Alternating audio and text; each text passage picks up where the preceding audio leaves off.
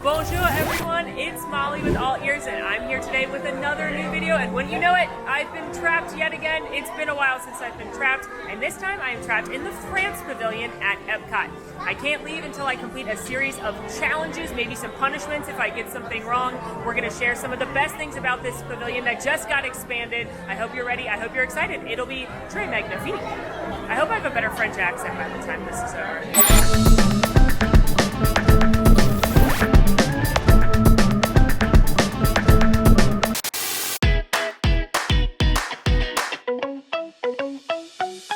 If you've never seen one of our trapped videos, the way it works is I am stuck in a particular land here with a producer. The producer has a series of challenges, questions for me. If I cannot complete one of the challenges, I have to do a punishment, and I cannot leave until the entire bag of challenges is done. So we're probably gonna have to eat, we're probably gonna have to craft, share some small details.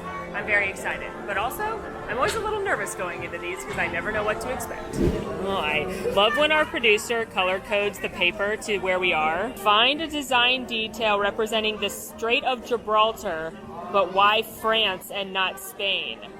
I know exactly where it is, but I don't think I know the answer to the question, so let's mull it over as we walk. I am headed to the very cusp of the pavilion, almost escaping, but not quite, because in the ground here is something very exciting. It represents the Strait of Gibraltar, which is what the clue told me to find.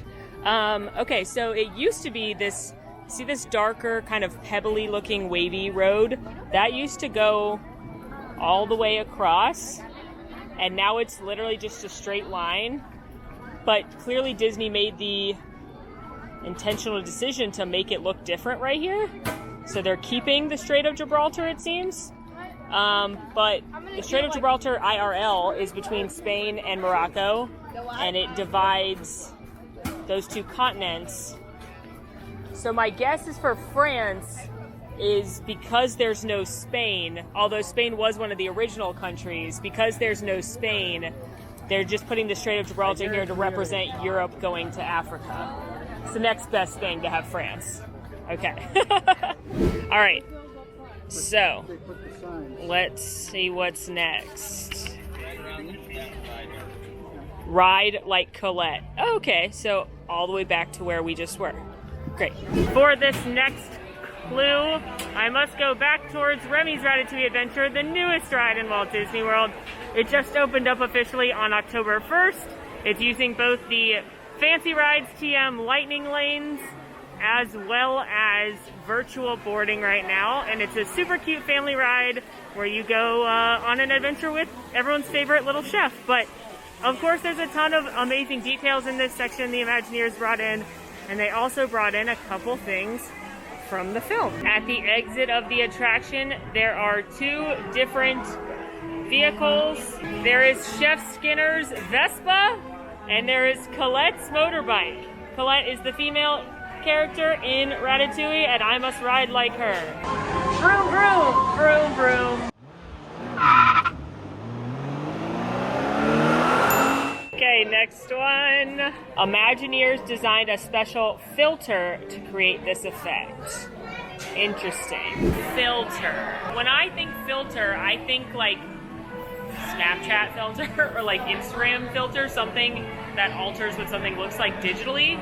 So my assumption is they created a special filter for the actual attraction itself to do something special with the 3D effects. Is that correct? That is not correct. You are very close to it right now.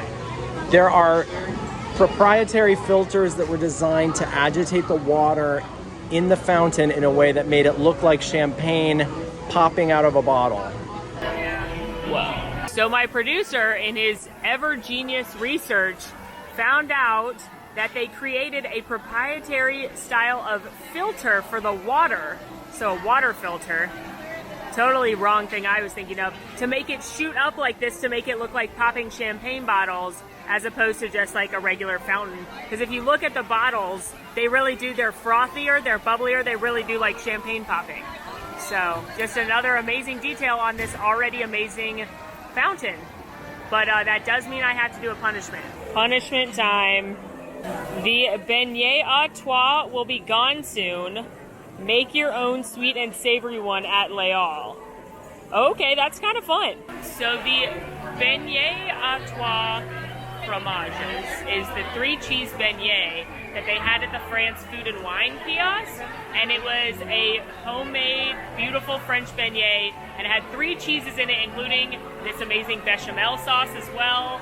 And I now have to go to Leal, which is my favorite quick service, and get a beignet and 3 different cheeses and make my own version.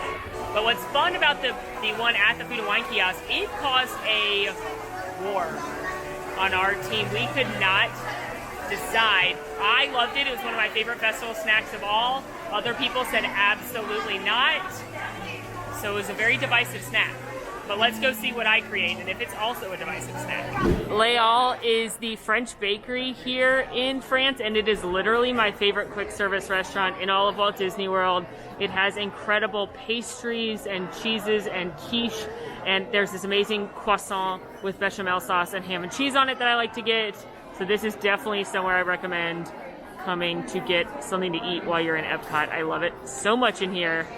And today I will be getting a beignet and a cheese plate. This is truly my happy place in here. Look at all these carbs and cheese. This whole restaurant is just carbs and cheese, and I love it so much. So I got my cheese plate, and may I also have a beignet?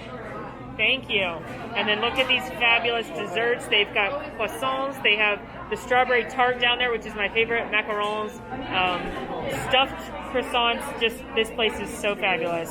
So I have purchased myself the French cheese plate. It's got 5 different kinds of French cheeses. Look at this little guy in there. I love it. So you've got a soft cheese, a goat cheese, a blue cheese, a brie cheese, and then a harder cheese. And then normally I get the croissant with it. I'm sorry, or the baguette, either or. But today I got the beignet, which is actually chocolate and hazelnut. So, you know what?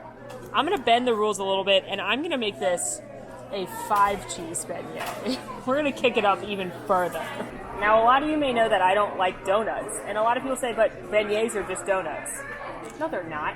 They're different.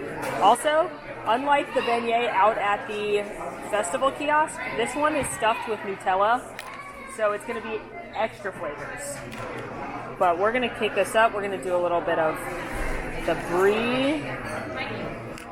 Get out of here, vegetable. You have no place in my France food. A little bit of the goat. Goat cheese is my favorite. A little bit of this, kind of harder. I think this might be like a Gruyere. It's definitely a harder cheese.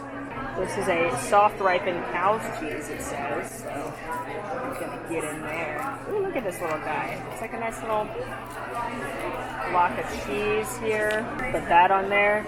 And then I'm going to be stingy with the blue, because if there's going to be one thing that's going to make this not great, it's blue. So we're just going to put a little bit of blue on there. And here is my 5-cheese chocolate beignet.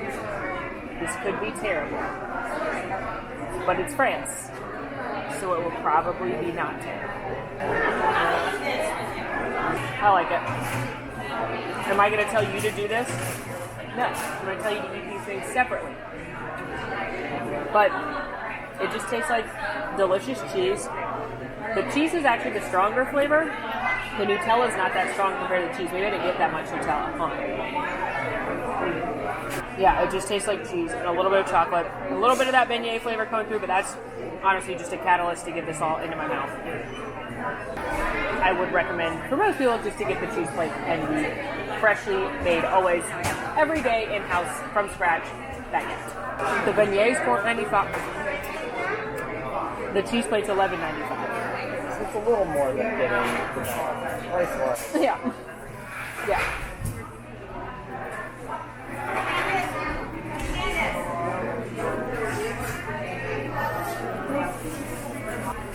You know what? I might like this. Oh, there's the blue.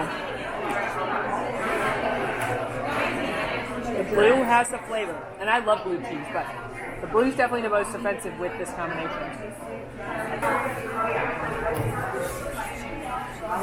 Had my delicious punishment. I wouldn't even call it a punishment. Definitely not a punishment when you get to eat cheese and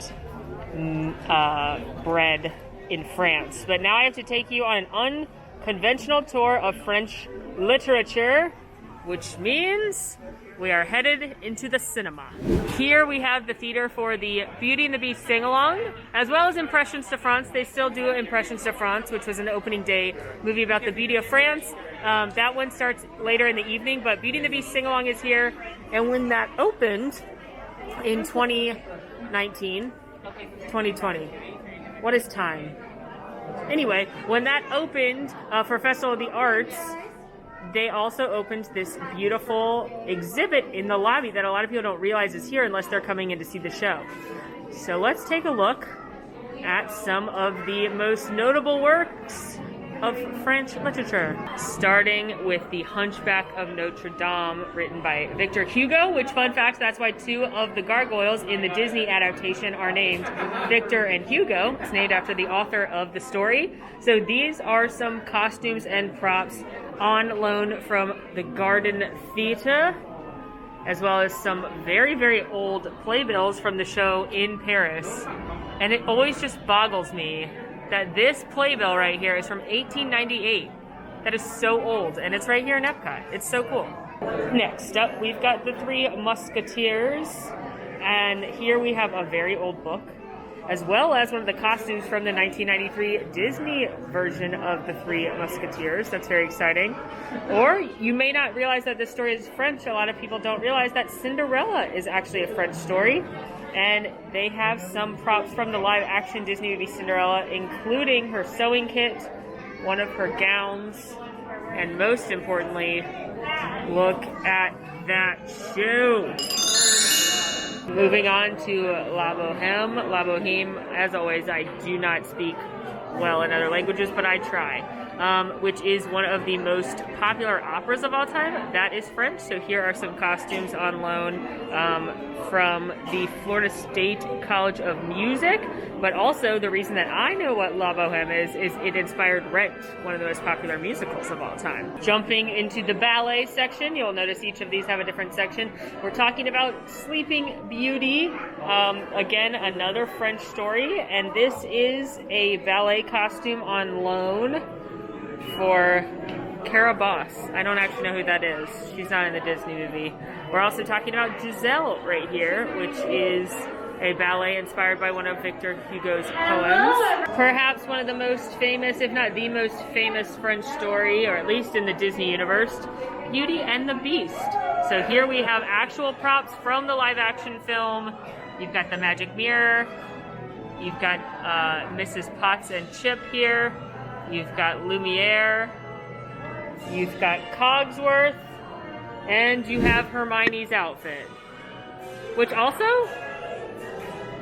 this is like up on a riser, and I'm like, how small is Hermione? It's very small. And finally, the last exhibit here, we have some more from theater. Two other very famous French stories, Phantom of the Opera.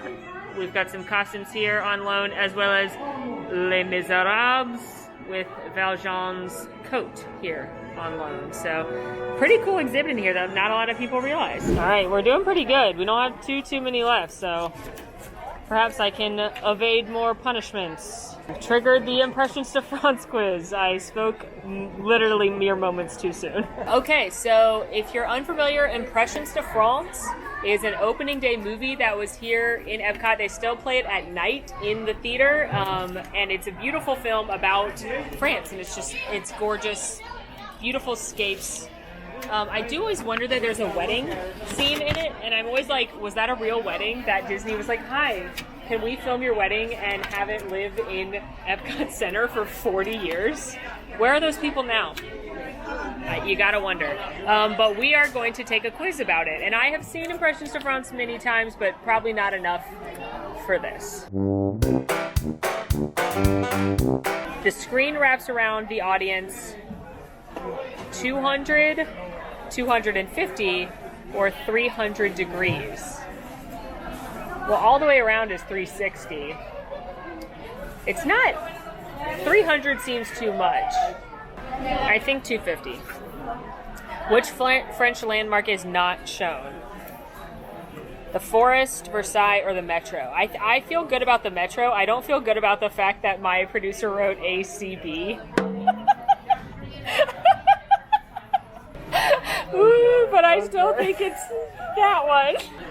Composer Buddy Baker, who scored the film, was born in Normandy, Paris, or Springfield, Missouri. I feel like with a name like Buddy Baker, you have to be from Missouri. There's no way you're from Paris. And Bastille Day, as depicted in the film, is on... Ooh, is it July 4th or July 14th?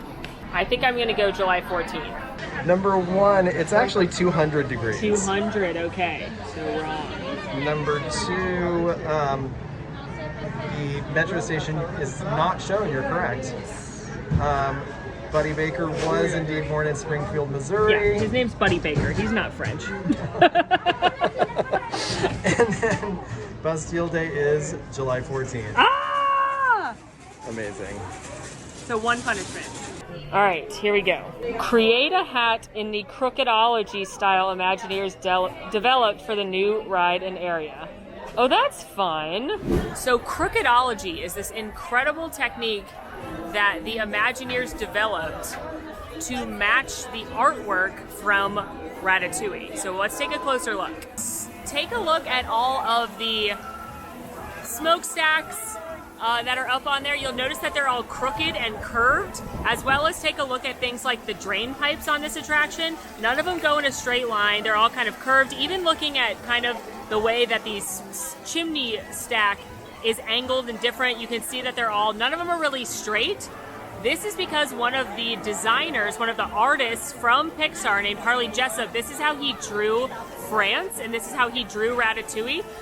So this is what the Imagineers did. They developed a technology to build everything crooked and kind of cartoon-like to match that artwork by Harley Jessup, so that it looked like cartoon Ratatouille France as opposed to regular France, which is why you'll only see this here at the attraction. Okay, if there's one hat that's French, it's a beret.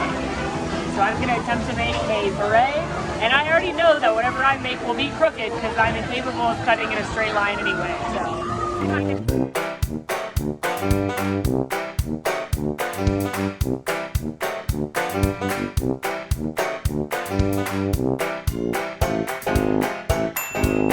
I think people will think you're a character in Ratatouille. Oh mon dieu! Je m'appelle Molly, bonjour! Alright, now that I've crafted a beautiful hat, for each of the years in which the Ratatouille film opened, the ride opened in Paris, and the ride opened in Orlando. Alright, on we go! My beautiful art! Okay, so this is a cool detail that I learned at the opening of Ratatouille. If you come look over here at the La Cava de Ego, which Ego was the food critic from the film, there are a couple of wine bottles in the windows there. The first says 2007. That is the year Ratatouille came out. The second says 2014. That is the year the ride opened in Paris. And 2021, of course, the year the ride opened here. Not very many left now. Find 5 different types of metal rats and the evidence of a real rat. All right, so I believe I'm looking for our pal Remy. Of course, the first metal rats I want to point out are the beautiful ones on the fountain. So can I count like the one with the mouth is 1, the one holding the bottle is 2, and Remy is 3, or that's 1? You can count 1. Okay, so the fountain is 1. Okay, I know where number 2 is. We are not very far. They made specialty sewer grates for this area with Remy on it and the Gusteau book. Because if you remember at the beginning of Ratatouille, he gets separated from his family and he has to paddle with a broken spatula on his Gusteau book, but he ends up in Paris and it's magical and wonderful. All right, I know for sure where number 3 is, but I've got my eyeballs open on the way there for 4 and 5. Because Remy, he could be anywhere. He's just a little guy. He's a sneaky little guy. Oh, I just figured out 4. Okay, I know where 3 and 4 are. Number 3 is right here in all the metal ironwork around the area. There are Remy's, and it's kind of hard to see at first, but once I point it out, it's one of those things you'll never be able to unsee. So it's like Remy is running that way. So there's his nose, his eye, his ear, his little smile, and then his tail loops around. And now you can't unsee it. And then that Remy is running towards him. So they're like pairs running towards each other. So that's 3. 5 is in the bench right there. You can actually see Remy's in the, like, they have these like double-sided benches. Remy's right there. All right, that was 4. Looking for 5. It's not like Remy's gonna be out in the original part of France because this movie didn't exist when EPCOT opened. So I'm looking around. Oh, I see him. It's closed right now, but this is the merchandise cart. They do sell the merchandise up at the creation shop as well. And look, there he is. So cute. There's number 5. The evidence of the real rat is in the queue for the attraction. Over in the corners, there are rat footprints on the ground because the rats were scurrying to the kitchen. Looks like 2 more. 5 examples of Art Nouveau divine style. Well, I don't even know what that means, so this will be good. All right, so I don't know a lot about what Art Nouveau is, but I have a couple of ideas in my mind of it. I think these ladies are Art Nouveau. They are, okay. So then that's 1. I have to find 5. The other thing in my mind I think might be, I don't think so, but I think the sign. It is. Okay, then maybe I do know what I'm looking for. It's that very like twisty, not a lot of straight lines. It looks very like 60s kind of. Okay, so now I know what I'm looking for. So that's 2. I think there might be some more artwork on the side of this. Is the perfume shop. So I feel like that's very on brand. Maybe the sign here for the perfume shop? Is that the sign for the perfume shop? Okay, so there's 3. And then there's the poster that goes with it. So that's 3. I don't think the maze is, although the maze is very twisty and curly, but it's not really like decor. How about this fabulous gazebo? Okay, we're gonna 4 for the gazebo because of the trees and kind of the twisty, like it almost looks Remy-esque up at the top. Let's go take a closer look at it. It almost looks like there's an animal running at the top. Maybe I've been looking at the Remy thing for too long, but that very like twisty metal. So that's 4. Okay, and here on the back side we have this painting again, but I will count the arcade sign as 5 because it's different, and it's got that again like kind of droopy, drippy looking architecture. So there's 5. I didn't notice this one before. This is a little bonus, but this little library sign right here is also very good. Not many left. Let's see. Go to Le Strait de la Provence and show us the most expensive, least expensive, and most fabulously French items. All right, I believe this to be the wine shop or attached to the wine shop.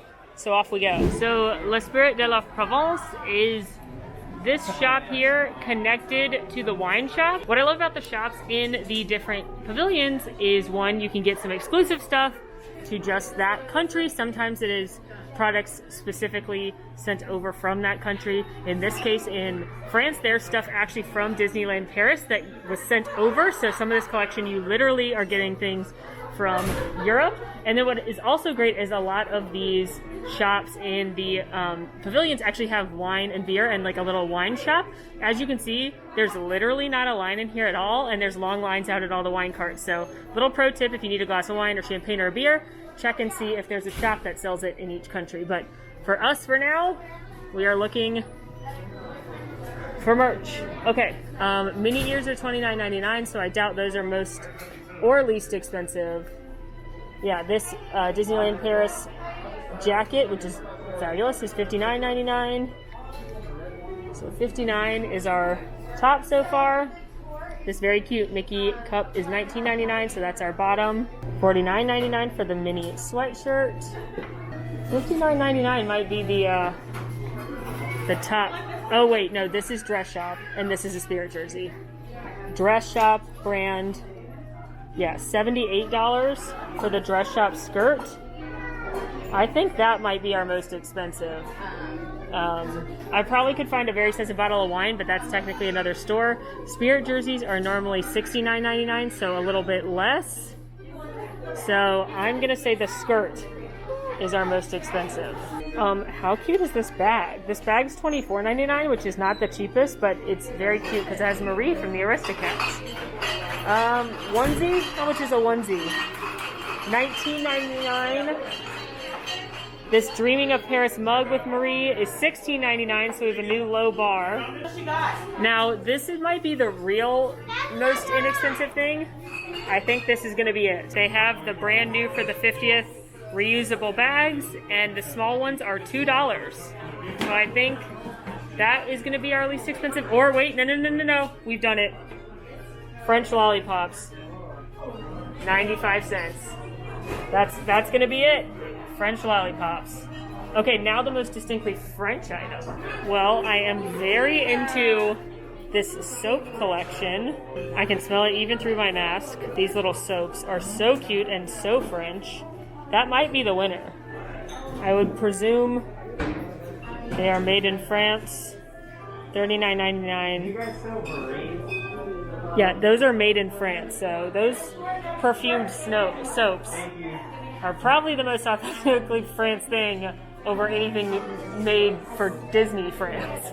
I think the other answer, though, is probably something from the Disneyland Paris collection. I think that's distinctly French and distinctly Disney. So my favorite of the collection is probably this mini, like, on a fashion magazine t-shirt. And it says right there, you can see it says Disneyland Paris collection. So that's going to be my winner. All right, last clue. I hope I will not have to do another punishment. Try to report my findings of a rat infestation to a health inspector. Oh, I know exactly where to go for this. Of course, there's only one place in France where there's going to be a rat infestation. At least I hope so. I really don't think that Disney restaurants have rat infestations, though, unless they're on purpose. This clue is talking about another fabulous detail in this new section from Ratatouille. Ooh, my hat, my jaunty beret.